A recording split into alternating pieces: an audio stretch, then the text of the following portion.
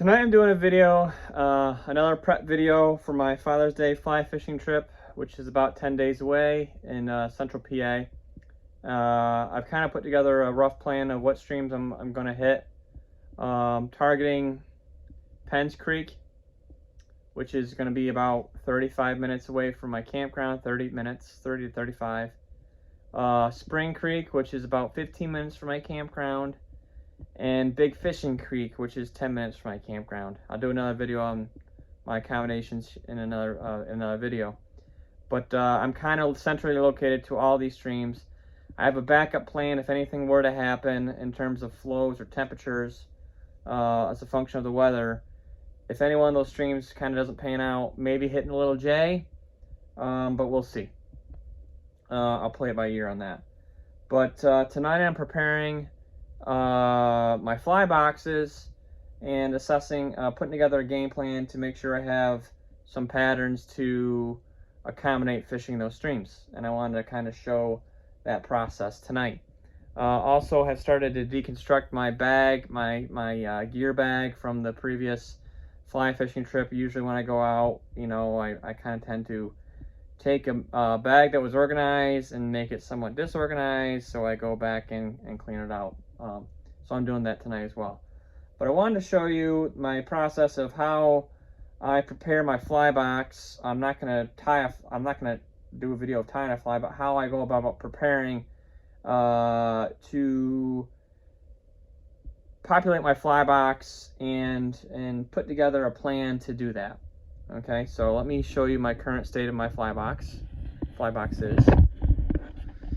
So this is my tying bench, and I have several boxes here at the ready to begin populating empty slots. I'm a big soft tackle guy. I have some garbage flies in here, which also catch fish. Wet flies here. More wet flies, some attractors, soft tackles, and an empty box, which I'll be populating that, starting to populate that. You can see I've already started down on this side and on that side as well.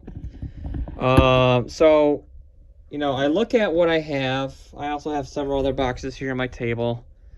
A half-filled dry fly box, general nymphing box with some garbage flies mixed in, and general nymphing patterns, pheasant tails, some ice case caddis, some princes, some just general nymphs, some attractors. You know, those will catch fish.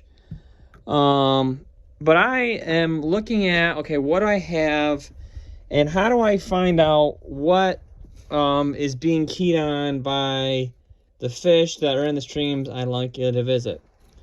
So what I do is I put together a plan, and I write it down, and I write down the creeks I'm looking to target. So prep, tie flies, here's the creek, Spring Creek, and I go to I call it a shop, or I'll visit a shop website, and I'll call them up and say, you know, introduce myself, say I'm looking to come down, and they'll either point me in the direction of their website, or we'll shoot the hay and talk a little bit, and we'll exchange some information.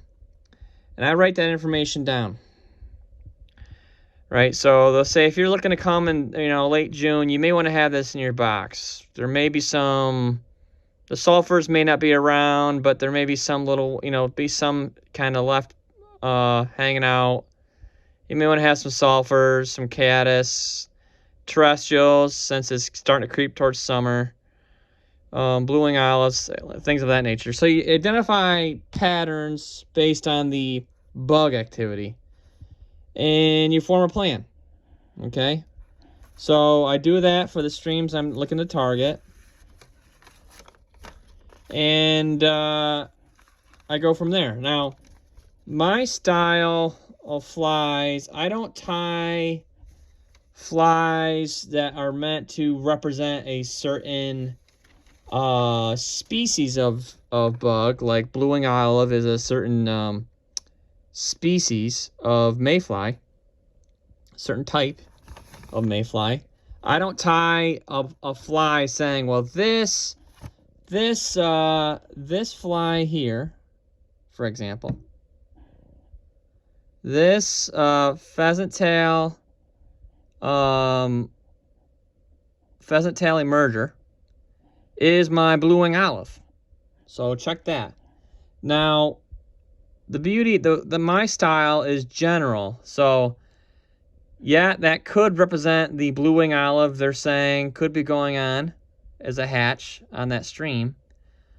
But this could also represent something else that the fish may be going on. It could represent a caddis emerger. It could represent anything. It could represent a different species of mayfly they're keying on. So I tie something that could check the box for blue-wing olive, but it could also check the box on something else that could be going on during the stream.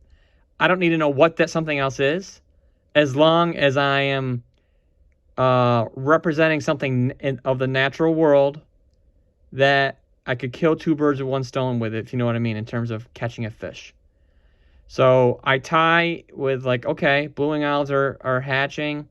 I know a pheasant tail that's kind of drabby with a olive thorax and a dunny type collar may be a good emerger representation for blue-wing olive, but it could also represent something else, an emerging caddis, some other mayfly species.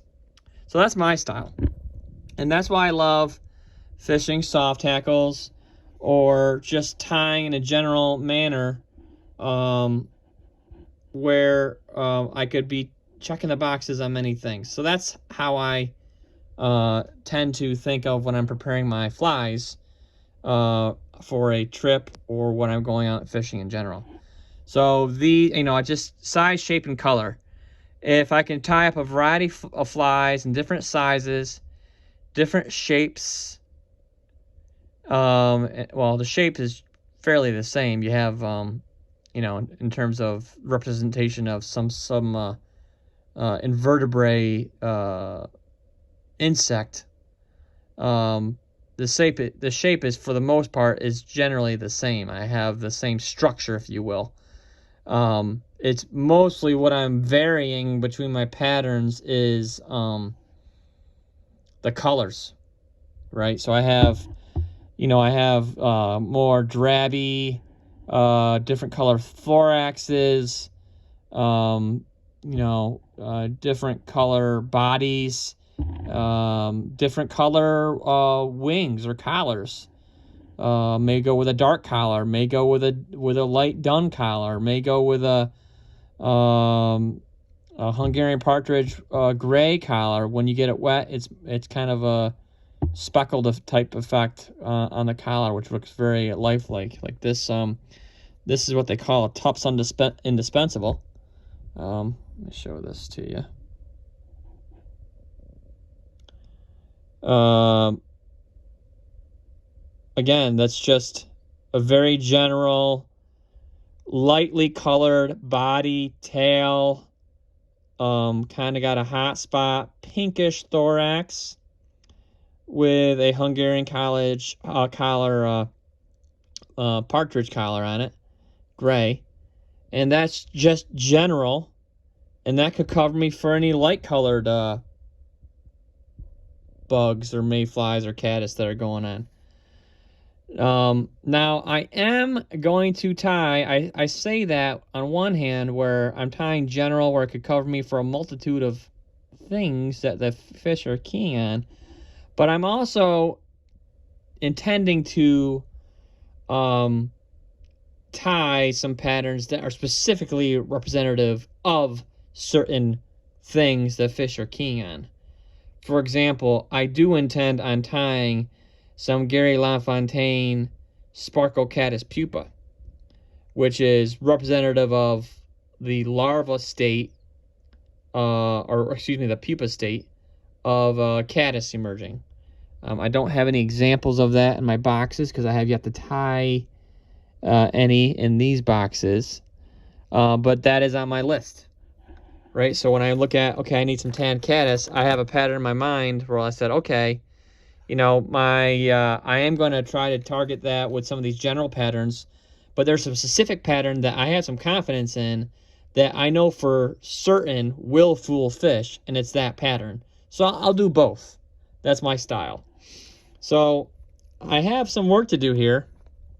I have a lot of hooks here to be used, and just wanted to share my insight on how I put a plan together to prepare my boxes.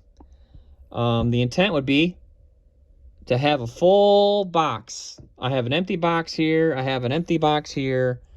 If I go onto a stream with a full box with options to choose from, with the style flies and the style fishing that I'm comfortable with, I go into the situation with confidence and knowing that I'm going to catch a fish.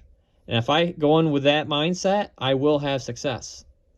You know, I say that, but I often found if you fish with confidence, you will catch fish. I feel that's a very, very true statement. So that's my tip for tonight.